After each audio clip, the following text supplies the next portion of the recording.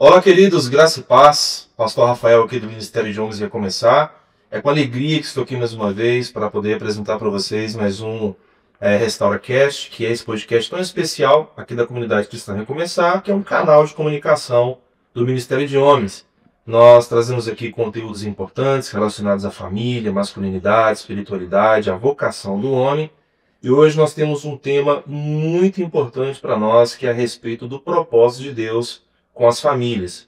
Então, o tema de hoje será um Deus de gerações. E para poder falar um pouco sobre isso, eu quero ler um versículo e dar uma breve e objetiva palavra que está registrada em 2 Timóteo, no capítulo 2, versículo 2 em diante, que diz o seguinte: E o que da minha parte ouviste, através de muitas testemunhas, isso mesmo transmite a homens fiéis e também idôneos para instruir a outros. O apóstolo Paulo, que nós temos como uma grande referência de um homem que ele contribuiu e muito com a vida da igreja, através dos seus ensinos, através do poder de Deus, ele nos comunica através das cartas a Timóteo e também a Tito, sobre a importância de nós investirmos nos nossos filhos naturais e os nossos filhos espirituais. Paulo, ele tinha uma imagem muito clara que o nosso Deus, ele é um Deus geracional. O que ele começa no pai, dá continuidade no filho, dá continuidade no neto, e assim ele vai de gerações em gerações. Se eu estou aqui é porque eu tive pais espirituais, avós espirituais, patriarcas espirituais, a começar ali com Abraão, que ao longo dos séculos, dos milênios, eles foram sendo fiéis ao que eles ouviram de Deus. E guarda bem uma coisa, meu amigo. Aquilo que você recebeu da parte de Deus é para complementar o que alguém já começou antes de você. E aquilo que você vai amadurecer pela sua obediência ao Senhor vai ser a pavimentação daquilo que os seus filhos naturais e espirituais eles vão receber. Então, dito isso, eu quero despertar você para essa responsabilidade. Aquilo que você está recebendo, entenda. Você precisa, com isso, preparar o caminho para a próxima geração. Portanto, não veja seus filhos naturais apenas como mais uma conta a pagar, mais uma responsabilidade a ter. E não veja os seus filhos espirituais apenas como aqueles que estão ali para servir você no que você precisa. Não, não, não. Pelo contrário. Nós estamos aqui para servi-los, para preparar o caminho para eles para o cumprimento de um grande propósito. Recebe essa palavra? Que Deus te abençoe então. E para a gente poder falar um pouco mais sobre esse assunto, eu convidei aqui um casal muito especial. É um casal assim que caminha de perto com a gente, né, comigo, com a minha esposa, de algum tempo. E eles são responsáveis pela juventude da comunidade Cristã Recomeçar. Eu vou deixar que eles mesmos possam se apresentar. Queiroz e Jamie. Olá! Começa você! Olá, gente. Meu nome é Gabriel. Sou casado com essa linda mulher, Jennifer Medeiros Assunção. Nossa! Que isso, que upgrade, hein? Que upgrade, meu Deus. Graças a Deus. Mas juntos nós lideramos o Ministério de Jovens aqui da igreja, né? E se apresenta aí, meu Deus, seu nome. Sim. Gente, prazer. Eu sou a Jennifer, tenho 23 anos. Também sou casado, né, com o Gabriel, graças a Deus. É Gabriel da Jennifer, Jennifer do Isso. Gabriel. Tipo isso mesmo. Eu sou estudante de psicologia, estou quase formando aí para ser uma psicóloga para a glória de Deus. E nós juntos, né, somos líderes do departamento da juventude que ia começar e tem sido muito bom. A gente tem aprendido muito, assim, nesse tempo que a gente está literalmente liderando, assim. E é isso, estamos felizes de estar aqui no RenovaCast. Vou me apresentar um pouquinho mais RestauraCast. também. Eu também tenho 23 anos, esqueci de falar esses detalhes, né? Eu sou Sim. estudante de contabilidade, não parece, mas sou. As E pessoas quase ninguém sabe, mas sou estudante de contabilidade. que parece, né? Esse óculos ninguém Gente, bem Mas poucas pessoas sabem, mas Sim. eu também contabilidade, e é isso. Aleluia, glória a Deus. É com alegria, né, que eu recebo vocês aqui. Obrigado por aceitarem o convite, né? Aqui, né, nesse RestauraCast aqui, esse trabalho voltado mais aos homens, a gente tem por objetivo despertar os homens com assuntos que possam levá-los a entender o seu papel, a sua responsabilidade, né? E vocês me ouvem, a gente caminha já há algum tempo, vocês têm me ouvido falar sobre isso, sobre essa necessidade de nós, que temos, digamos, os mais 40, né? A gente perdeu um pouco essa sensibilidade com aquilo que é necessidade para vocês, com aquilo que é importante para a vida de vocês. E essa era que nós estamos vivendo, ela é uma era muito diferenciado, porque são de 3 a 4 gerações que estão vivendo nessa mesma era, e existe uma aceleração muito grande a respeito daquilo que são os usos e costumes, as culturas, meios de comunicação, formas de comunicação. Então, eu vejo que é necessário a gente ter um esforço, uma intencionalidade, para que nós possamos manter esse canal muito ligado, funcional para com vocês, né? Da geração Z, com a próxima geração, que é a Alfa, né? Que está chegando aí, se manifestando. Então, assim, nós como igreja, a gente precisa resgatar, restaurar esse conceito família. Esse Deus que cuida não de indivíduos, mas também de famílias, né? Porque a promessa é, através de ti, abençoarei todas as famílias da terra, né? Sim. É, glória a Deus. Me fala um pouco aqui, para os irmãos também saberem, como é que foi a experiência de conversão de vocês, como que vocês conheceram o Senhor, começando por você, fala aí como foi a sua experiência de conversão. Vamos lá. Eu nasci em um lar cristão, então minha mãe se batizou. Eu estava na barriga dela, ela estava grávida de mim, então nasci em um lar cristão, fui apresentado ali ao Senhor muito novo, recebi minha primeira palavra profética na minha apresentação de criança. Você assistiu comigo, não assistiu? Tem gravado? Tem gravado. Meu pai era o doido das fitas, ele gravava tudo de fita cassete, a gente viu tudo lá em casa. Não, uma loucura. Se fosse hoje, ele era blogueiro. Certeza. Dá tempo ainda. O pastor foi lá, virou: esse menino vai ser missionário, homem de Deus, um tanto de coisa lá. Falou, pastor, pregador da palavra. Pregador da palavra. Não é ali na minha apresentação, tá? Esse pastor já até é falecido. E ali eu fui crescendo na igreja a vida toda. Quando chegou na minha pré-adolescência ali, meus pais ajudaram a plantar numa igreja ali em Betim, então eu cresci nesse contexto, comecei ali a tocar instrumentos e tudo mais, me batizei com 12 anos de idade. Só que ali, nos meus 12 até uns 17 para 18, eu era aquele cristão, um pé no mundo, um pé na igreja, tava ali dentro, servia, fazia tudo, mas ao mesmo tempo também fora, tipo assim, meio quase desviado, né? Quase, era desviar. Não, aí quando eu fiz 17, eu desviei mesmo. Aí foi quando eu fiquei 4 meses assim, longe do Senhor. E do nada, um dia eu tava no carro, eu vi um stories da Recomeçar no carro. Um stories, cara, muito louco. E eu tava no carro, eu comecei a chorar. Do nada, por causa de um stories. Eu comecei a chorar, eu coloquei um louvor na época que eu gostava muito. Nesses 4 meses que eu fiquei desviado, eu fiquei com raiva de Deus, da igreja, eu não queria, tipo assim, escutar louvor, eu desligava. E aí no dia que eu vi os stories, eu comecei a chorar, eu tava até no carro com um amigo meu desviado, ele não entendeu nada. Já não era cristão, não entendeu nada. Eu chorando, falei, cara, eu preciso ir naquela igreja. O que tá acontecendo? Fui no culto de domingo aqui, reconciliei, isso há mais ou menos uns 5 anos atrás, reconciliei com o Senhor. Foi lá, voltei no outro final de semana, mesma coisa e tal. Falei, cara, alguma coisa tá diferente. Voltei na igreja no outro dia de novo, reconciliei, e dali pra frente foi tipo assim, a virada de chave na minha vida.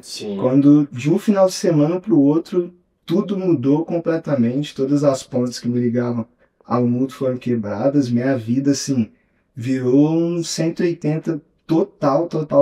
Meu Instagram, eu desliguei ele, eu criei um novo, minha vida, tipo assim, mudou totalmente. E desde então, glória a Deus, estamos aí, vivendo com o Senhor. E glória a Deus por isso. Foi um recomeço mesmo.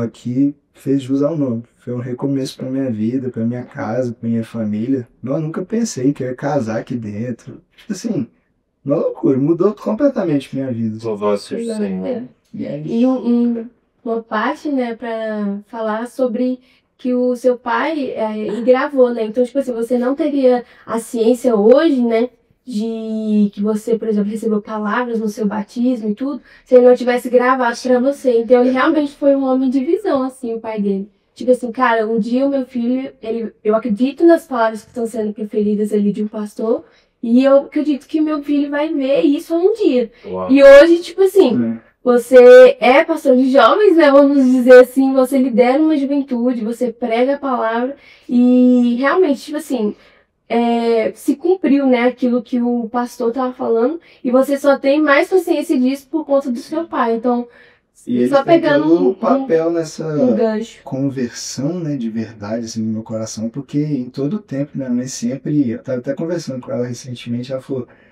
o papel dela nesse momento de sempre estar orando pela minha vida, sempre estar, tipo assim, desde pequenininha, eles me ensinando no caminho do Senhor, sendo muito intencionais comigo em tudo. Sim. Então essa semente que eles plantaram e regaram em oração, deu frutos no tempo de Deus, né? Sim. Tipo, eu sei que ela também, no tempo que eu permaneci longe do Senhor, foi um momento difícil para ela, mas ela regou ali em lágrimas, em oração, e no tempo certo Deus fez frutificar aquela semente que desde o início eles tinham plantado e cultivado, né? E hoje, pela minha mãe, eu sei que, tipo assim, a melhor vitória dela, assim, é ver, tipo, eu casado, servindo a Deus, temendo o Senhor, tipo assim, é a maior alegria e vitória, assim, da vida dela, sabe? Glória a Deus. É isso. Conta a ligação que ela teve com você. Qual a ligação? A ligação que ela falou e tudo que ela chorou. Ah, é. A gente tava até comentando, né? Recentemente a gente teve a conferência, né? Agora online e tudo mais, eu ministrei. E aí minha mãe me ligou. Eu ministrei no sábado, ela me ligou na segunda, chorando, minha mãe. E ela falou assim, cara, aquela pregação, tinha um pregador de 23 anos, ela nem falou assim, meu filho, ela falou, um pregador de 23 anos fez, bagunçou toda a minha mente, toda a minha vida, tudo que eu pensava, e ela começou a rever, ela e meu pai, toda a vida deles, porque eles falaram que gastaram muito tempo orando por mim, batalhando ali pela minha vida, pela minha conversão, pela minha intimidade com Cristo, e hoje eu tenho a minha intimidade com o Senhor, eu tenho a minha vida com Deus, e eles viram que por um tempo eles negligenciaram a deles também. Sim. Então eles batalharam pelos filhos deles, mas por eles mesmos eles não lutaram pela intimidade com Deus. Então ela viu o fruto da oração dela, eu pregando, e hoje podendo isso frutificar na vida dela, a ponto dela rever a vida cristã dela, a intimidade dela com Deus, e isso está gerando frutos nele hoje. Eles estão morando hoje no interior, não estão servindo ativamente numa igreja, e ela vendo assim, cara, onde que foi parar a minha intimidade com o Senhor? Onde que é eu, minha casa, meu marido e Deus? E aí? E hoje ela vendo a necessidade, a importância dessa intimidade, esse cultivo de relacionamento com o Senhor diário. Então, o fruto de uma oração dela hoje está de alguma forma também abençoando a vida dela. Né? Glória a Deus. O retorno, né? E isso é muito importante, porque eu acho que eu vejo muitos pais que doam a vida inteira, sim, para os filhos, e isso é glorioso, mas chega num certo momento, por exemplo, que o filho já casou ou algo assim, e eles se perdem porque eles não construíram e não cultivaram uma intimidade com o Senhor, sabe? Sim. Então eles focaram em, meu filho precisa ter uma intimidade com o Senhor, meu filho precisa conhecer a Deus, e glória a Deus por isso. Realmente o papel dos pais é realmente ser uma porta, né, para isso, mas não esquecer também, não negligenciar também aquilo que eles precisam fazer deles mesmos, tipo assim, cara, eu também preciso conhecer o Senhor, eu também preciso ter intimidade com Deus, não é só o meu filho, né, não é só o fruto ali que eu preciso ver, mas também da minha vida. Então, tipo, isso faz muito sentido. Nem Assim. só intimidade com Deus, né, mas também a questão de pais que treinam seus filhos para casar, para ter as suas vidas, quando os filhos vão, né, e aí, tipo assim, é aquele momento, tipo, cara, será que eu negligenciei meu relacionamento com meu marido? Será que eu negligenciei meu relacionamento com minha esposa? Hoje é só nós dois. E aí? Não tem mais meu filho. Então se doa pelos filhos, mas às vezes a própria casa, o relacionamento ali, o casamento, é meio negligenciado. E aí quando acaba, né, que os filhos vão, se casam ou saem, né, fica só os dois novamente. Sim. Então esse cultivar dos pais, né, entre eles e com Deus, é primordial, que quando os filhos se forem, no sentido de serem enviados mesmo, né, casarem ou se mudarem de casa e tudo mais, vai ser eles e Deus. Então esse cultivar é muito importante. Sim. Verdade. Eu gosto muito de uma frase que fala que o exemplo arrasta, né? Então tudo se torna muito mais fácil quando os pais entendem que eu não preciso estar sempre falando de Deus para o meu filho. Eu preciso ver Deus, amar Deus, servir a Deus, e aí sim os meus filhos vão ver isso através da minha vida. Então, tipo assim, eu sendo um exemplo, vou arrastar o meu filho de qualquer forma, sabe? Porque as crianças, assim, não só crianças, mas adolescentes, jovens, eles vão ver pais, não só de falar, mas que também vivem uma vida do evangelho, sabe? Então, a partir disso, cara, o meu pai, ele ora, ele jejua, ele tá ali todos os dias sendo um homem de Deus. Nossa, então é isso que eu quero ser, é isso que eu quero imitar, sabe? Porque a criança, o jovem, o adolescente, ele carece de alguém para imitar, né? Um exemplo, alguém que ele possa se espelhar e falar, cara, é isso que eu quero, é isso que eu vejo. Então, tipo assim, é realmente isso. Tipo, eu preciso primeiro ser na minha vida pra depois eu realmente comunicar algo, sabe? Porque quando eu sou ali, cara, eu sou um homem de Deus, eu sou uma mulher de Deus, eu tenho um casamento de Deus, e os meus filhos estão vendo isso vai fazer eles se arrastarem pra ter algo parecido com o que eles têm, sabe? E é muito desafiador, muito desafiador. Mas vale a pena ser um exemplo, sabe? A ser seguido para os seus filhos, mais do que só falar, mais do que só, tipo, vai na igreja, vai servir, vai adorar a Deus. Sendo que nós mesmos, os pais, né, não estão cultivando esse lugar. Então, é basicamente isso. A vida com os filhos, ela acaba exigindo de nós uma autenticidade em tudo aquilo que a gente professa, né? Sim. Então, principalmente quando os filhos eles chegam na adolescência, existe uma exigência natural de que o discurso ele acompanhe o comportamento, né? Então, quando nós começamos a ser exigidos pelos filhos, a gente começa de fato a rever, né? O que às vezes, estava até conversando com o Ian agora há pouco, e eu estava falando com ele sobre essa importância da gente ter esse despertar da consciência. Tá todo mundo, assim, como de dizer, né? A maioria das pessoas estão no inconsciente coletivo. Estão ligadas no piloto automático. E para que a gente possa ter uma completa dedicação com aquilo que é a nossa vocação, a gente tem que ter a nossa consciência da nossa identidade. Quem nós somos. Porque o que a gente fala pode alimentar o quê? Uma cultura de segurança no lar. Mas o que vai dar de fato a direção são os nossos comportamentos. E o comportamento, quer dizer, com aquilo que a gente se comporta, a gente vai semeando todos os dias. O que eu estou colhendo hoje é fruto do que o meu comportamento semeia lá atrás. Né? Então, assim, você sabe, eu tenho um filho mais novo que ele tem o espectro autista, pensou, falou. Não tem filtro, então ele acaba falando as coisas. E em muitos momentos ele falava coisas comigo em tom de brincadeira ou com tom de seriedade, né? Que me despertava para ter uma consciência de coisas que eu achava que eu estava sensível, mas eu não estava. Eu falei, de fato, o Samuel perguntou, faz total sentido. Mas me fala de você, Santa. Como é que foi a sua experiência de conversão? Jesus. Então, gente, eu nasci num lar cristão também. Os meus pais sempre foram cristãos, iam na igreja e tudo. Eu sempre participei, assim, sempre dançava. E olha que eu nem danço. Sempre dançava, assim, na igreja, no centro de dança. Até que um dia eu me frustrei, assim, com a igreja, porque eu tinha cometido alguns erros, assim, na igreja. E eu meio que fui, tipo assim, colocada de lado, assim, sabe? Tipo assim, cara... Disciplina, depois a gente lida com você. Aqui, ó, não querendo lidar com você. E eu era muito criança, eu tinha 12 anos. Uau. Então, desde os 12 anos, eu revoltei, assim, com a igreja, com Deus. Eu não tive minha experiência com Deus antes dos 12 anos. Então, pra mim, foi fácil. Tipo assim, não, beleza. Então, eu não quero ir em igreja, não quero ir nada.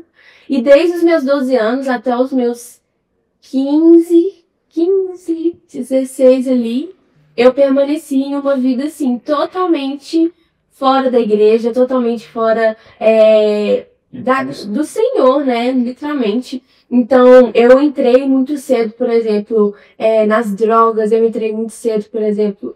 cara, posso estar correndo? Eu já experimentei, assim, só pra dar um testemunho, ficar mais explícito, assim, eu experimentei maconha, doce, eu fui expulso de uma escola porque eu tava baforando loló. Então, tipo assim, mudei várias vezes de escola. Então, tipo assim, eu sempre tive uma adolescência muito, como é que fala? Muito movimentada, assim, conturbada. Porque eu realmente me feri com a igreja, me feri com as questões do Senhor. E eu fiquei tipo assim, cara, eu não quero mais nada, eu quero curtir a vida, eu vou curtir a minha vida com 12 anos de idade. E aí com isso eu fiz várias amizades que não eram legais, então me levaram pra vários lugares, baile funk, isso tudo eu fugia de casa, Não, né? não, funk não. Não. Ia pra baile funk, ia pra resenha, ia pra esses lugares tudo. Realmente, beijava vários garotos, né, na época, assim, era tudo um deslumbrar, né? Tudo muito novo pra mim. Conheceu o mundo. Conheci o mundo, porque eu era uma criança, então, tipo assim, tava conhecendo o mundo, fiz muitas amizades ruins, e até que eu comecei a namorar com 14 anos, e aí, dali em diante, assim, eu comecei a ter um fogo, assim, no meu coração, de tipo, cara, eu quero conhecer mais o Senhor. Só que eu namorava, e esse namorado não era cristão, não mesmo. Ele fumava comigo, essas coisas tudo. E meus pais, tudo com cabelo pro alto, né, gente? E graças a Deus eu queria pontuar isso. Que em vários momentos eu via minha mãe orando, tipo assim, no quarto, orando pela minha vida, chorando pela minha vida. E eu ficava, tipo assim, meu Deus, vai ter um momento que eu vou precisar lutar, mas o momento não é agora. Eu ficava assim o tempo inteiro. E aí eu fui muito em fruto, assim, tanto que minha avó é pastora, e até hoje, assim, da Assembleia de Deus. E ela sempre ia lá em casa, orava por mim, e ela falava, Jennifer, você tem chamado, você, sabe, não se perde no mundo, sabe? Permanece em Deus. Só que eu falava assim, eu tô toda machucada. Tipo assim, não tem como eu ir pra igreja, enfim. Tava muito machucada. E aí minha mãe, ela saiu assim de várias igrejas, ela ia de igreja em igreja pra ver qual igreja eu gostaria de ir. E aí, tipo assim, ela ia de igreja em igreja, ela falava, não, essa aqui não gostei, não gostei. Então, tipo assim, ela deixou o jeito dela, o gosto dela de tal igreja pra ver, tipo assim, qual eu gostaria mais, entendeu? Então, tipo assim, ela se doou demais, sabe? Meu pai, minha mãe, se doou demais pra que, tipo, eu encontrasse a igreja que eu gostasse e orasse pra que eu ficasse ali, sabe? Então, quando eu tava, assim, no finalzinho desse namoro, com 14 anos, 15 anos, na verdade, a gente foi recomeçar, ela lá embaixo ainda, na José Faria, e aí era pequeno, assim, era toda preta, e na minha, tipo, nessa época, eu não conhecia igreja preta, tipo assim, eu falava, meu Deus, que é isso, né? Tipo, loucura.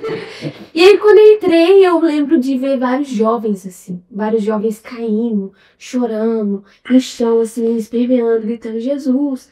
E eu ficava, gente, esse povo tá usando droga? Tipo assim, o que que tá acontecendo? Tipo, por que que eles estão chorando tanto? O que que tá acontecendo?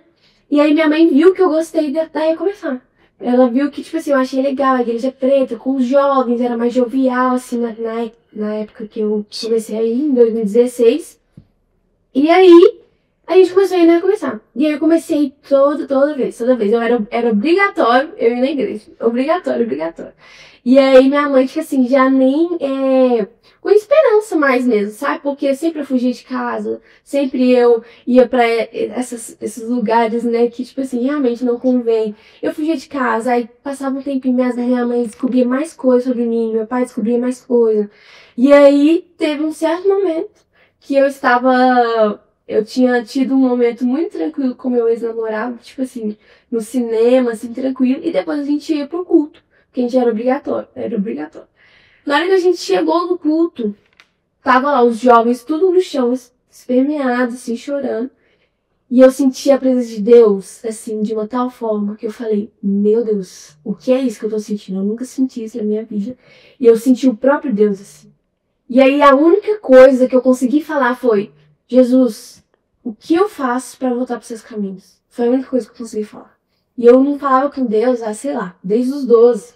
Então, tipo assim, com 15 anos eu tava lá, Jesus, o que eu faço para voltar para os seus caminhos?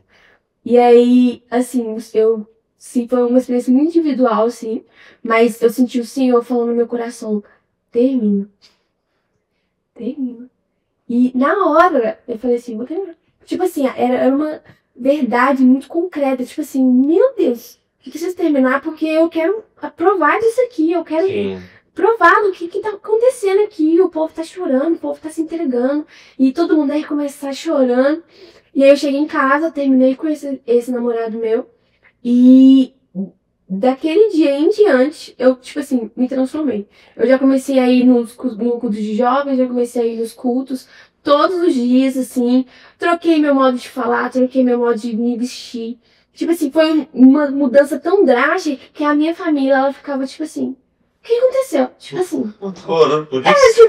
Eles estavam orando por isso, mas era tão Sim. difícil. Eu era literalmente a ovelha negra, assim, da família. Tipo, não só da minha família, mas família dos meus pais, da minha mãe. Eles ficaram tipo, meu Deus, o Senhor realmente faz. E isso impactou a minha família, entendeu? Amém. Isso impactou os meus pais de uma forma que, tipo, eles ficaram, gente, Deus existe mesmo. Tipo assim, uau, porque é impossível. Se Deus mudou minha filha. Se Deus mudou minha filha, eu estava na luta com ela, cara, então o Senhor pode fazer muito mais do que a gente estava esperando, sabe? E aí, dali em diante, eu, assim, transformei, mudei. Desde 2016 que eu tô aqui, então, tipo assim, né, começar. Então, desde 2016 que eu tô, cara, uma fome, buscando o Senhor, aquela coisa toda, aprendendo a orar. Como que ora? Gente, me ensina a orar. E todo mundo no chão chorando, e eu ia lá e chorava também. Então, tipo assim, essa foi a minha conversão, sabe? A minha experiência com Deus de, tipo assim, realmente largar Isso. tudo, assim. Eu larguei tudo, larguei a amizade do mundo, larguei tudo. Falei, gente, agora eu sou do Senhor. E eu não quero mais sair daqui, porque eu tive um toque realmente no espírito, sabe? Se encontrou. Eu me encontrei no Senhor, tipo assim. E depois disso, nunca mais, tipo assim, voltei no mundo, assim, além de missões, glória a Deus, mas nunca mais, tipo, tive vontade. Realmente o Senhor saciou, assim, todos os vazios, assim, que eu tinha, sabe? Então, é isso, basicamente é isso. Glória a Deus. Eu fui, assim, intencional em perguntar para vocês dois a respeito da experiência de conversão, e ambos falaram a respeito do papel importante que os pais de vocês tiveram nisso. Sim. Tanto da intencionalidade da criação, talvez não de uma maneira tão profética assim, mas o cuidado cultural, o cuidado do dia a dia. E quando vocês dois tiveram esse período, digamos assim, deixa eu ver quem eu sou, deixa eu encontrar o meu lugar, o meu espaço. Isso aqui, para mim, que os meus pais propuseram, a hora não faz sentido. E eu sou na adolescência, né? Como também tive essa minha experiência. Mas não vou falar da minha experiência, não, porque falar de vocês.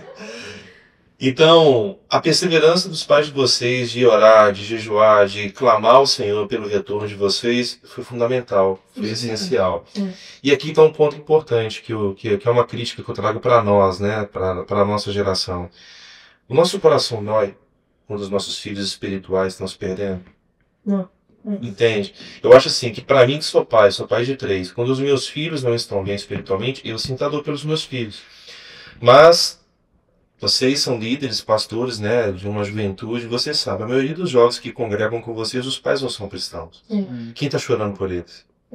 Quem está sustentando a vida deles? Quem está buscando que esses jovens de fato se firmem? Né? Então aqui serve para nós uma crítica, né, para que a gente possa estar sensível não somente para aquilo que acontece dentro do nosso lar, mas para aqueles jovens que estão fora, né, da vida da igreja e que de repente não tem pais que oram por eles. Acho que é um papel importantíssimo da igreja, né? Com certeza. E assim, falando sobre vocação, como que você despertou para a sua vocação que você tem hoje, Gabriel? Como que foi a sua experiência de entender, cara, Deus tem uma vocação para mim e eu quero responder, Senhor, eis-me aqui, envie-me a mim. Eu, desde pequenininho, eu sempre fui muito para frente em igreja, assim, então 4, 5 anos de idade, eu tava com o microfone na mão, brincava, subia em cima do altar. Com 11, 12 ali, comecei a tocar, aquela coisa, sempre muito envolvido.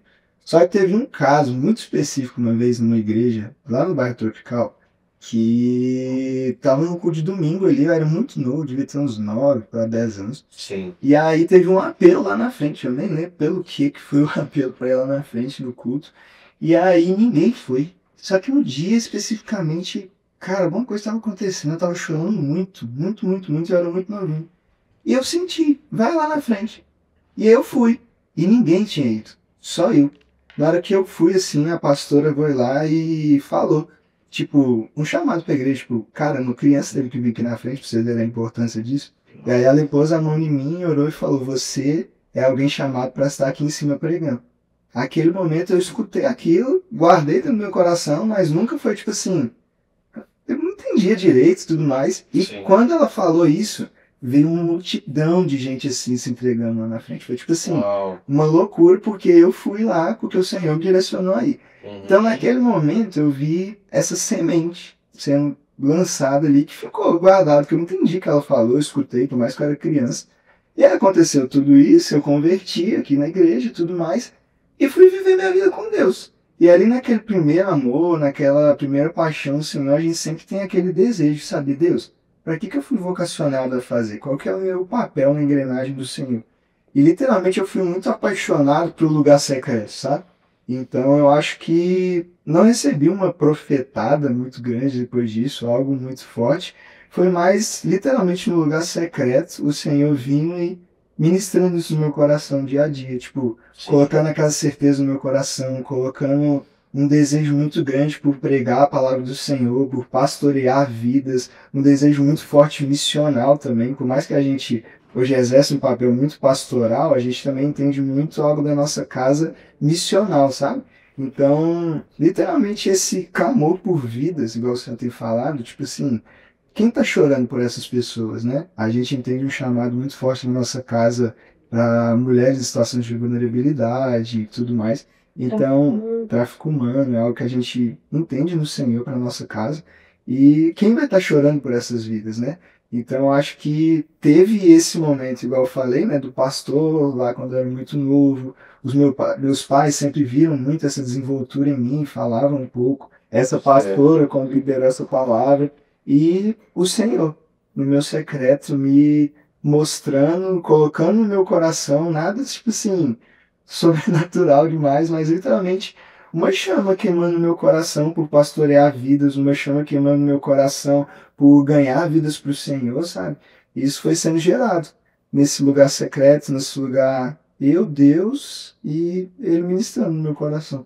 Glória a Deus. E essa foi um pouco da minha experiência vocacional. Então eu tinha muito uma certeza assim, tipo, cara, algo relacionado a missões, algo relacionado a um pastoreio e tudo mais. E quando a gente foi pego assim, né?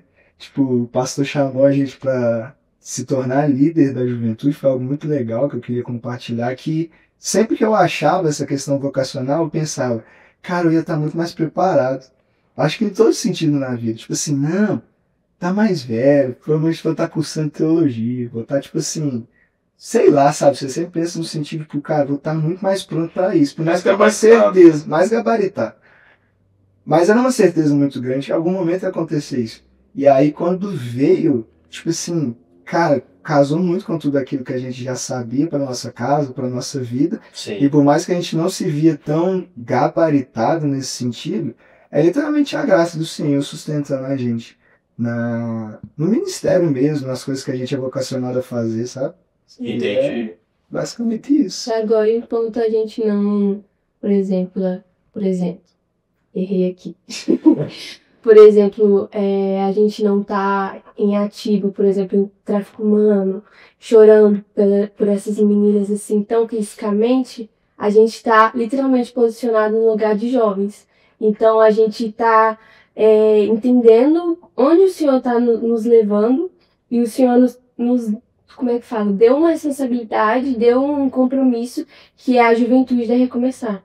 Então, entendendo que dentro da juventude da Recomeçar, existem jovens, igual você falou, que não têm pais saudáveis, funcionais, que não deram uma estrutura, que não deram uma vida saudável, igual, por exemplo, deu pra mim ou deu pro Gabriel, e que sofrem hoje, tipo, com paternidade, com carência, porque não tem essa afirmação, né, paterna, nunca teve alguma afirmação. Então, enquanto a gente não está num lugar onde o Senhor, tipo, deseja mais amplo, como missões ou algo assim, a gente está cuidando daquilo que Ele nos deu hoje, sabe? Que são os jovens. Então, tipo assim, a gente está pastoreando os jovens, a gente está cuidando deles, a gente está sendo alimentado pelo Senhor para que a gente possa dar também um alimento para eles. Sim. E chorando por eles, literalmente. Eu acho que essa parte do chorar é muito importante, igual você ter falado. Tipo assim, primeira coisa, eu acredito, no ministério, assim, é entender o coração de Deus mesmo. Que é o coração dele que a gente faz tudo isso. É porque a gente ama a Deus primeiramente e entende o desejo dele por vidas. Então a gente exerce um ministério, uma vocação. E segundo, um choro por vidas, né? Sim. Porque se não tiver muito esse choro por vidas, e for algo só, tipo assim, meramente, o meu chamado, a minha vocação, eu tenho que pastorear e tudo mais, mas eu acho que o coração do pastor, assim, ele é muito mais por vidas do que por um título e meu ministério, Sim. minha vocação, é mais um choro pelas pessoas, né?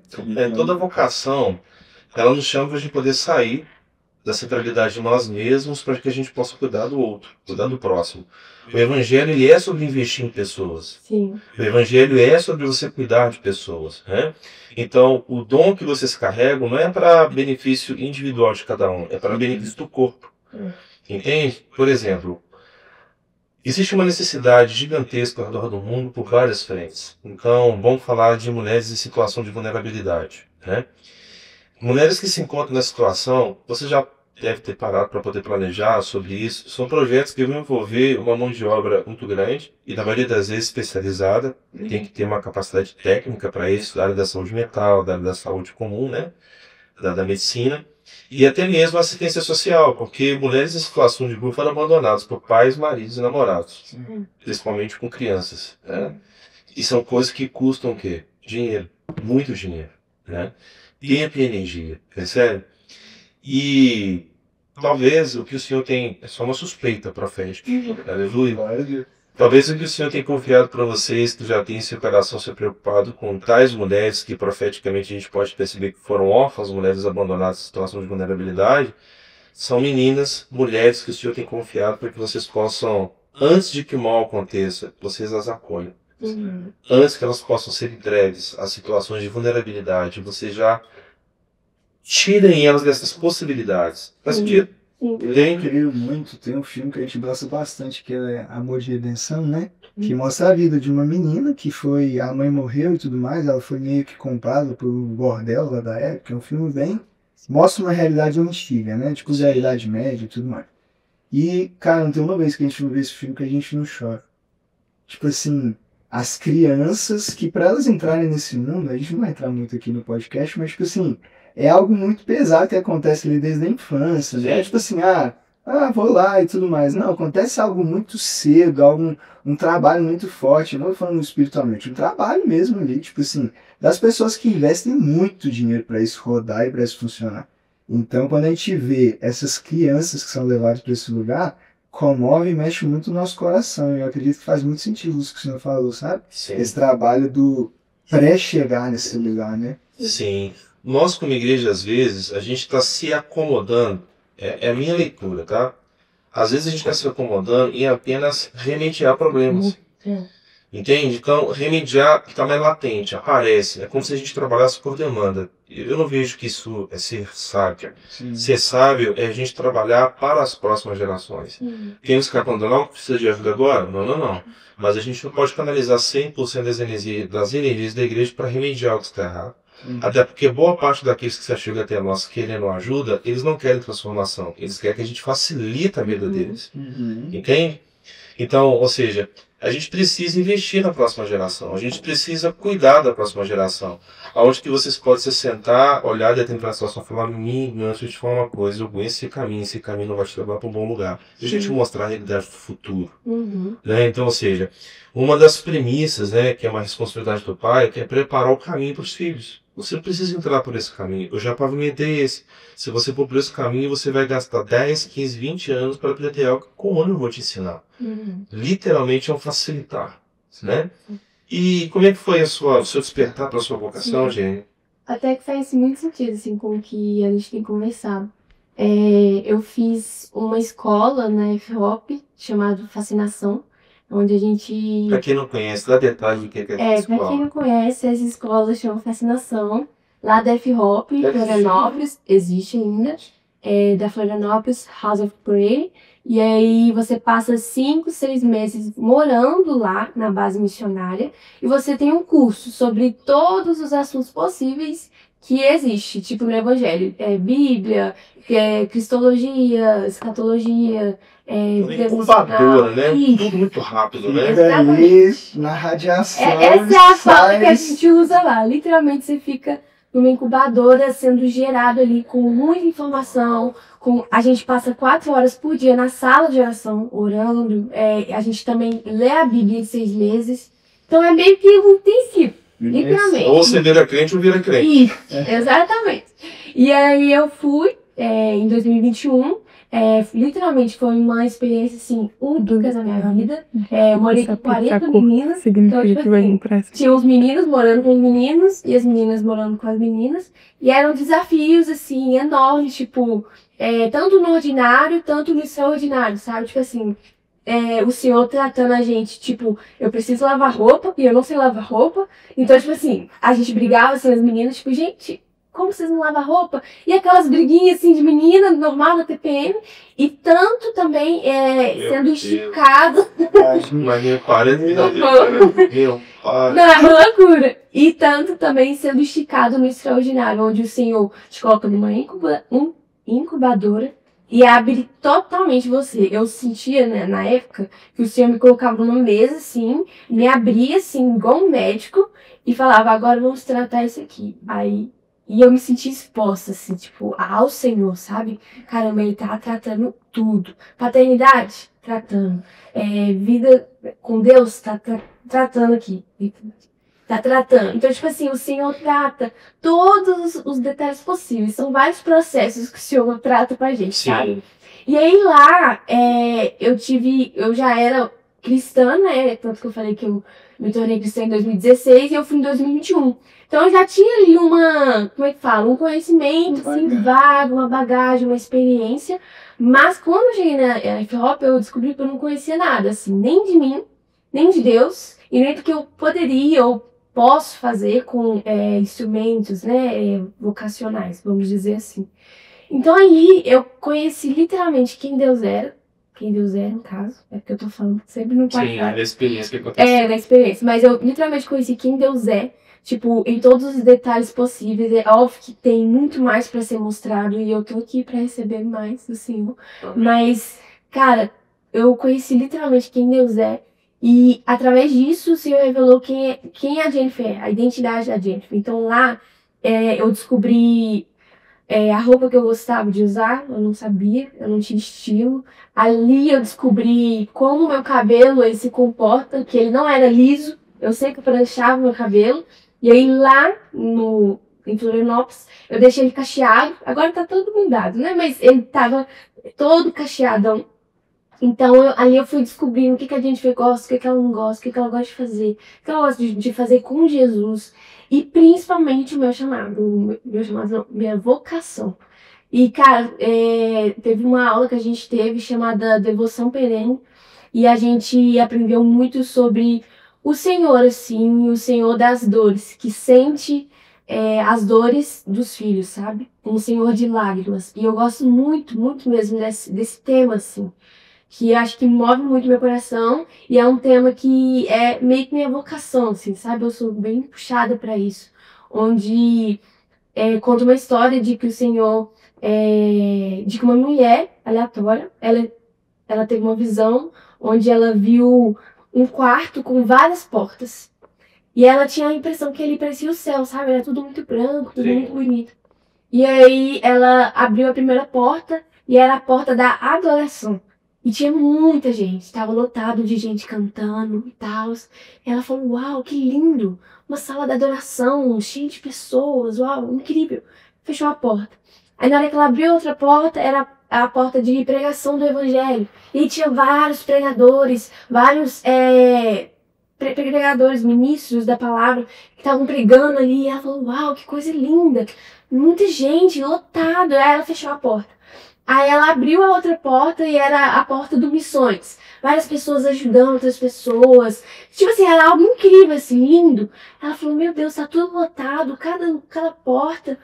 E aí ela olhou para uma porta e falou, o que será que tem nessa? Ela abriu a quarta porta. Na hora que ela abriu essa quarta porta, estava escrito, Sala do Choro. E quando ela abriu essa porta, não tinha ninguém. Ninguém no quarto. E ela entrou e falou, gente, existe uma sala de choro aqui e ninguém aqui. E aí, quando ela foi andando assim, ela viu uma portinha bem pequenininha dentro desse quarto, onde a porta era tão pequena que ela precisava se diminuir tanto, porque se ela fosse alta demais ou com o ego demais, ela não entrava nessa porta. Então ela se diminuiu, ela foi se diminuindo, até que ela ficou pequenininha e ela conseguiu entrar nessa porta. Na hora que ela entrou nessa porta, ela falou que ela viu um telão passando várias atrocidades e vários momentos assim do mundo. Por exemplo, aborto, prostituição, várias pautas polêmicas, guerra. E passava assim, ó, passava. E ela ficava assustada, meu Deus, quanta coisa.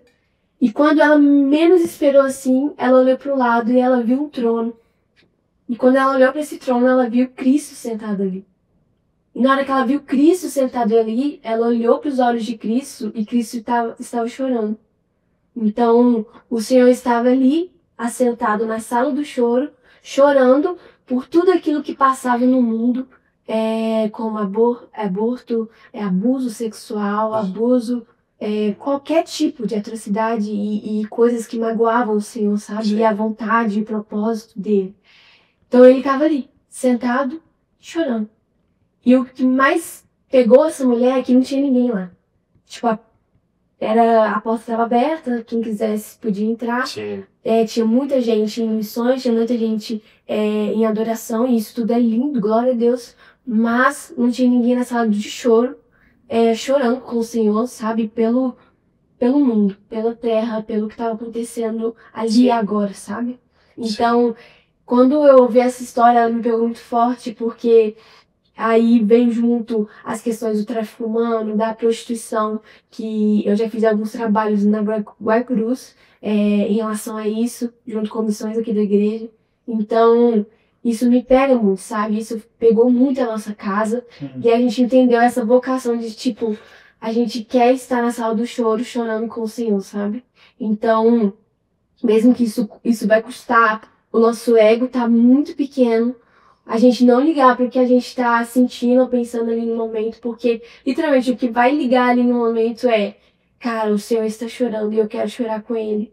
Eu quero sofrer o sofrimento de Cristo, sabe? Amém. Então, esse chamado, assim, ele é muito único, assim, sabe? Sim. O dom das lágrimas, assim. O dom de chorar o que o Senhor chora, de sorrir com o que o Senhor sorri, de entender que o Senhor tem sentimentos, Ele tem afeições, e Ele vê o que acontece no mundo, e Ele sorri com o que acontece, tipo, uau, sei lá.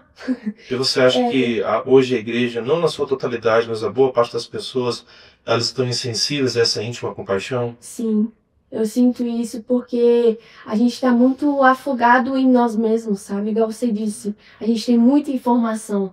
A gente, literalmente, os jovens, a gente só tem o Instagram, a gente só tem TikTok e tal, o tempo todo. Então a gente não para um segundo, e eu falo por mim mesmo. Tipo assim, as distrações, o entretenimento nos consome tanto que a gente não para um minuto para falar, Senhor, o que você tem chorado hoje? Será que você tem chorado nessa guerra que tem acontecido e a gente está aqui preocupado em morango do amor? Sabe? Eu falo isso porque eu tô querendo comer morango de amor, entendeu? Você entende? Mas tipo assim, cara, será que eu parei um minuto e falei, tipo, meu Deus, o que o Senhor derramou uma lágrima hoje? E o que a igreja pode fazer com isso? O que a igreja pode estar junto nisso, sabe? Mas realmente eu vejo assim, eu posso até estar vendo errado, não sei, porque eu não sei a visão, né, totalidade da igreja, né? Mas eu acredito que a gente tem focado em muitas outras coisas. Tipo assim, é certo ou errado, tá, heresia ou não é? Ou plataforma ou não é? Quem é o pregador, quem não é? A gente tá muito mais preocupado com vaidade, egocentrismo, sabe? Tipo assim, nossa, será que agora o Gabriel e a Jennifer vai tomar juventude, vai ser legal, a gente vai chapar, a gente vai chorar e tal, e uma dopamina ali na nossa mente. Mas a gente, tipo assim, quando chega em casa, Passou. Foi uma experiência. Foi mais uma dopamina que o Reels pode proporcionar, sendo que aqui na igreja está tendo tipo isso. Aí que tá o ponto. Aí eu já vou entrar numa pergunta que eu quero fazer para vocês que é muito importante. A atual geração, nós estamos muito dependentes de experiências. Somos uma geração muito sensorial. Sim. Né? Nós somos condicionados culturalmente a isso. Então, uma geração que depende muito de estímulos, principalmente audiovisuais, depende muito daquilo que os equipamentos, daquilo que a arte, daquilo que a comunicação, que manipula, acaba comunicando para a gente. Com todo esse pano de fundo, para vocês que são líderes da juventude, qual é ou quais são os principais desafios que vocês percebem de liderar uma juventude hoje? Não tendo uma pessoa em mente, mas, assim, vendo o coletivo, poxa, os maiores desafios que nós temos de liderar uma juventude hoje são esses aqui. Quais são? Quer começar? Sendo bem sincera, bem carnal também, entreter o público. Você acha que as pessoas vêm mais para buscar um entretenimento, uma experiência de culto? Isso. Boa. Até aconteceu algo legal de compartilhar um dos cultos passados, que a gente estava tendo um momento de oração por pessoas que iam lá na frente. Isso foi entre o período do louvor e o período da pregação. E aí chamou pessoas que estavam sofrendo de doenças mentais, pessoas que precisavam de cura na saúde mental e tudo mais, e foi muitas pessoas lá na frente. Só que aí quando eu estava ali orando para as pessoas e tudo mais, eu olhei para trás e muitas pessoas, muitos jovens estavam sentados. Alguns pegaram o celular, outros estavam conversando, sentados. E aquilo, tipo assim, nossa, me quebrou a ponto de eu pegar o microfone e falar, gente, vamos levantar, vamos ter um pouco de temor aqui nesse lugar onde que a gente está, vamos entender o que está acontecendo, no sentido, tipo assim, cara, estava acontecendo um momento ali muito intencional, igual a gente tem falado, de não é você lá na frente, talvez você não vai lá e pós, irmãos, mas que orar para as pessoas, orar para as pessoas também, e é simplesmente sentar e ficar ali. Tipo assim, não é comigo, não me importa, tem quem cuida, tem quem acolhe. Tipo assim, como se o culto não fosse mais, tipo, a entrega, o que eu posso dar. Mas, tipo assim, não tá acontecendo nada que eu vou receber agora, não tá tendo uma palavra, não tá tendo algo, você tá aqui, eu vou ficar. O zelo se perdeu, né? Tipo assim, a gente consegue observar aqui o zelo pela casa do Senhor, o zelo pela palavra do Senhor. Você vê na sala de oração, quantas pessoas a gente tem batido muito em, tipo assim, fazer a sala de oração da juventude. Cara, quantas pessoas que ficam muito desconectadas na sala de oração. Sim. E se for pensar, a casa do Senhor será chamada uma casa de oração. Então, tipo assim, eles estão ali, estão tendo a oportunidade de estar engajados, talvez não no microfone na mão, mas orando e chorando, que a gente sempre pega pautas importantes do mundo para estar orando na sala de oração. E muitas pessoas ficam totalmente desconectadas. Insensíveis, né? Mas isso já fala, né, na Bíblia, que quando passar o tempo, o amor se esfriará. Mas eu acredito que não só o amor está se esfriando, mas o temor, sabe? Tipo assim, o temor e o zelo que eu falo é tipo assim, caramba, a gente tem a possibilidade de ter uma Bíblia, entende? A gente tem a oportunidade de ter uma Bíblia em casa. E aí a gente vai para um culto e a gente perde o temor de tipo assim, caramba, Deus tá aqui.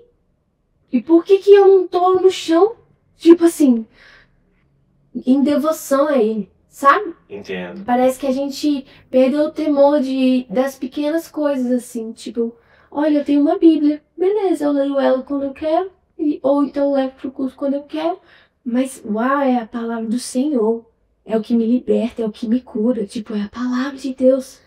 Esse temor, esse zelo, esse amor, meio que tá se esfriando mesmo. A gente observa, e não só nos jovens, tipo assim, a gente observa até em nós mesmos, sabe? Tipo assim, como isso é, se a gente não perceber um pouco, parar um pouco, a gente acaba indo. Tipo assim, não, a Bíblia, ok, vou trocar pelo Bob Goods, entendeu? A Bíblia, ok, troco por um filme. Tipo assim, a gente aos poucos tá indo para um lugar onde a presença de Deus tá no lugar e a gente não consegue percebê-la e contemplá-la. Entende? Esse que é o ponto. Certa vez, alguém fez um experimento de pegar um musicista, que era um cara assim, eu não me lembro dos detalhes do nome profissional, toca violino. O cara é muito requisitado, é difícil conseguir comprar um ingresso para assistir o espetáculo do cara. Colocar esse cara disfarçado para poder tocar violino em uma estação de metrô de Nova York. Nossa! Ninguém dava rindo. Eram poucas pessoas que davam atenção. E aqui, assim, se me permite, e aí a gente pode até fechar com isso. O assunto é muito bom, tem muita coisa a gente poder falar, mas o nosso tempo de espaço é curto. Mas, permite-me dizer uma coisa para vocês, é uma percepção que eu estou tendo até mesmo na liderança do Ministério de Jovens. São poucas as pessoas que elas estão de fato sensíveis ao que está no coração de Deus. Ai, que susto! Vamos em casa, vamos em casa. Nossa, eu tô espiando aí lá. Eu pensei que ia vomitar. Corta aí, Bia, por favor. Ai, Que problema, velho! Não, pastor, pode continuar. Vamos lá, Bia vai editar, né, Bia? Aleluia, vamos lá. Então, assim, o que eu tava falando mesmo?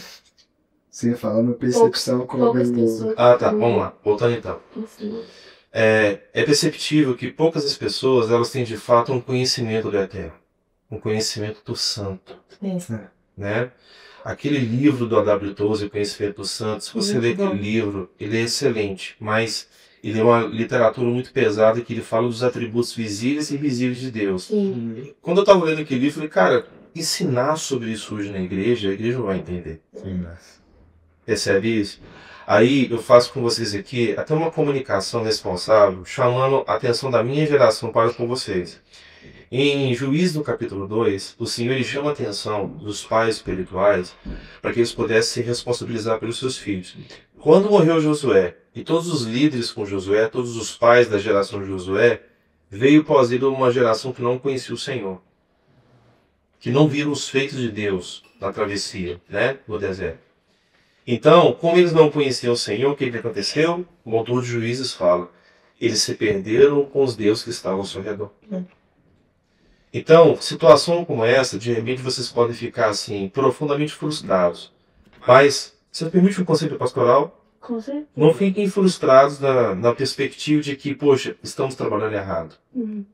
Pode ser que vocês estão com a leitura equivocada do que o povo tem que responder, porque o povo corresponde àquilo que eles querem, não àquilo que a gente quer. A liderança é muito importante, né? Então pode ser que hoje, para que vocês possam sanar isso, vocês vão ter que fazer o beabá. Ensinar o que é vida devocional. Ensinar quem é o Senhor. Ensinar o que é importante para o Senhor. Percebe? Porque assim, olha que chave isso. Em Mateus 16 nos fala que quando Pedro ele respondeu no Espírito do Senhor quem era o Cristo, aquilo que mudou a identidade de Pedro. Ele deixou de ter um nome comum, um nome terreno, para ter um nome debaixo de uma revelação. O que isso nos fala? Que quando nós temos a revelação de quem Cristo é, a nossa vocação se manifesta. Então não tem como a gente ter compaixão por aquilo que é importante para Cristo se a gente não conhece o Cristo ressurreto. Muita gente conhece o Cristo do crucifixo de pendurado numa parede de uma família católica, conhece o Cristo de uma imagem de um telão de um culto da juventude, conhece o Cristo que vocês falam dele, uma história ou outra e tal, mas eles não tiveram uma experiência com o Cristo. Então, sendo ousados, assim como os seus pais oraram por vocês, eu acredito que nós, juntamente com vocês, que têm essa responsabilidade conosco, nós devemos orar para que Deus tome essa próxima geração. Que Deus se revele para ela. Faz sentido? Então, assim, eu acho que a gente precisa ajustar a nossa ótica, ajustar a nossa perspectiva sobre eles estão entendendo o que a gente está ensinando. Eles estão entendendo, sabe? Eu tenho um filho de 16 anos, ele quer rede social, ele quer entretenimento, ele quer dopamina. Eu preciso entrar dentro daquilo que é o mundo dele para comunicar na linguagem que ele entende o caráter do Cristo. Então, a melhor maneira que eu tenho para pregar para Samuel é falar o que ele tem feito na nossa vida. As experiências que nós tivemos com o nosso Deus. Porque na experiência você tem a sua capacidade cognitiva afetada e aquilo é uma pedagogia de Deus. Então, quando a gente não tem uma palavra para dar, a melhor forma da gente pregar é testemunhar o que Jesus é e ele fez na nossa vida. Percebe isso? Então, os desafios são grandes. Então, a gente pode trazer outros temas para a gente poder voltar a falar sobre esse Deus de gerações. Mas esse grande desafio que vocês têm, que nós temos na atual geração, é fazê-los conhecer o Senhor. Concordo. Até porque quando eles não têm conhecimento do santo, não tem como eles perceber quando ele está no ambiente ou quando ele não está. Igual esse livro é muito bom porque realmente fala os atributos todos. Então, tipo assim, se você conhece apenas a bondade de Deus, e se ele manifestar aí fidelidade e justiça, a gente não vai conseguir identificá-lo, ou observá-lo, ou adorá-lo nesse aspecto que o Senhor está se revelando, sabe? Sim. Então, realmente, a gente precisa do conhecimento de Deus. Uma das coisas que a gente até tinha comentado que a gente conversar no podcast Pirata, pregar hoje para essa nova geração não é uma tarefa fácil. Imagina. Tipo assim, acho que os jovens de hoje em dia, eles não querem só, tipo assim, algo raso aí, tipo, só uma informação e tudo mais. Eles clamam e carecem por algo muito sólido, muito questionadores, muito quero a verdade, eu quero saber mesmo, de fato, profundamente. Então, pregar para jovens não é mais só, tipo assim, ah, ama a Deus aí, ou ah, é isso aí, que não sei o quê. Eles precisam de algo fundamentado e algo sólido. Então, quando a gente vê na história bíblica, todas as vezes que Deus fala, uma geração contra a outra, os grandes feitos de Deus, então os jovens precisam mesmo, tipo assim, conhecer de fato e profundamente Deus, com algo sólido, com algo profundo, com conhecimento muito forte e verdadeiro. Porque eu acho que é dessa forma que eles vão realmente se converter o coração ao Senhor e permanecer nesse lugar. E a gente vê muito também, algo preocupante, é o quão cultural às vezes tem sido nessa geração ser cristão, sabe? Tipo assim, muitas Isso é uma coisa de pessoas- moda, de momento. Isso é algo literalmente isso. Isso é algo de moda.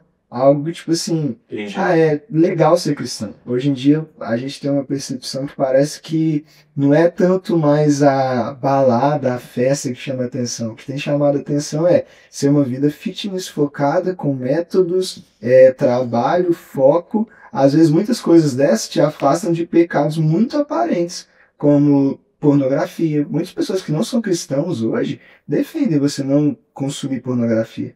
Muitas pessoas não cristãs hoje defendem você não consumir álcool. Muitas pessoas não cristãs hoje defendem você não ir para uma balada. Então, você só bater contra pecados, hoje não é mais só o suficiente. Você precisa realmente ter o conhecimento de quem Deus é. Porque a geração está se voltando para um momento de abandonar essas coisas até por um mundanismo. Sim. Um novo mundanismo.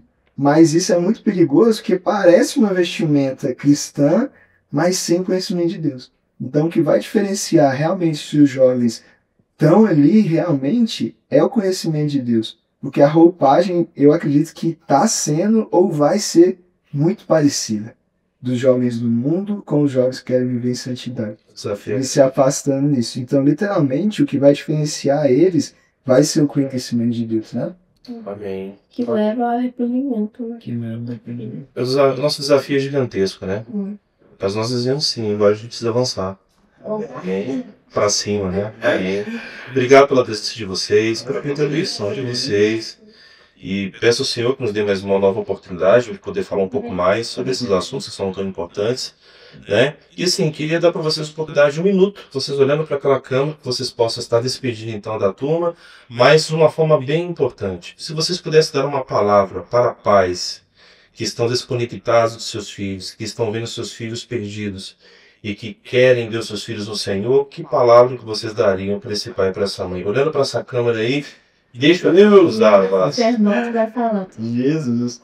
Eu acho que os filhos dessa geração carecem de relacionamento muito pessoal e íntimo.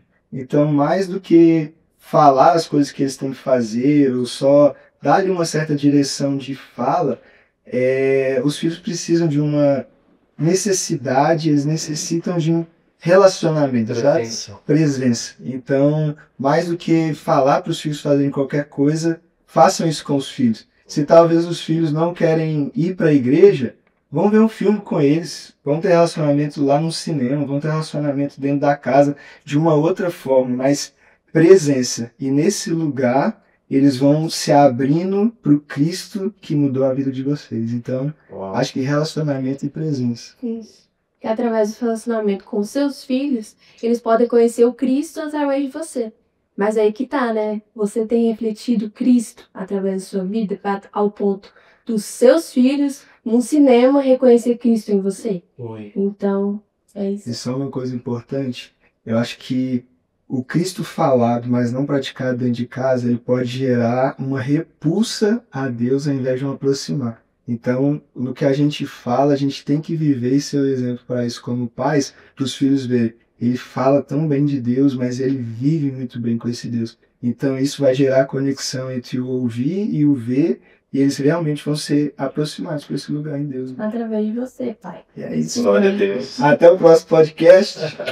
Um abraço. Amém. Segue, curte. Curte, compartilha, envie para 3 pessoas. Amém. Pessoal, obrigado pela audiência, pela atenção de vocês. É com muita alegria, com muito carinho que a equipe que está aqui nos bastidores. Obrigado mais uma vez, pessoal. Obrigado ao nosso pastor Ronaldo por incentivar esse projeto. E nós queremos que você nos ajude a divulgar esse material. Se você não é inscrito no canal da TV Recomeçar, se inscreva, ligue o sininho para você ficar atento a todas as movimentações da igreja, cultos, mensagens, podcasts, tudo isso para poder edificar você e sua casa. Então, deixa alimentos, né, variados aí que está pela internet, que está deturpando o seu coração, e consuma materiais que possam, da parte de Deus, edificar o seu coração. Então, curta, comente, compartilhe, que eu tenho certeza que vai ser bênção na vida de outros. Beijo no coração, Deus te abençoe.